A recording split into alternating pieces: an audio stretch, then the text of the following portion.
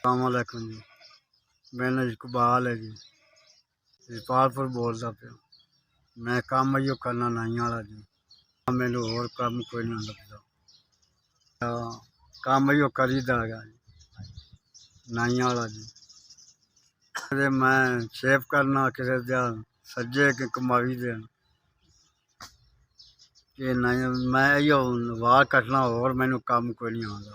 दाड़ी देन वाल कट्टी देने बस वाला कोई नहीं है जी। इयो रोजी का मसला है मेरा। केड़ा बन जाए तो रोटी खा ली, ना बने तो भुखे रैह्ने असीं। होर सारा कोई नहीं है करन वाला, कल्ला करीदा जी। उसदी कोनी च 200 रुपये ने की बनदा जी। पले रैह्ना मैं ते आटा भी कोई नहीं ते ना खंड लभदी है। बस दिहाड़ी होंदी है ना, मैं होर कोई कम्म की करां। 5000 मिल गया, शुक्री मेहरबानी। अल्लाह तेरे बच्चों खैर करे, अल्लाह ताला तेरी जिंदगी करे, तेरे बच्चों की जिंदगी करे, अल्लाह ताला तेरे माँ प्यो की जिंदगी करे, तरक्की देवे।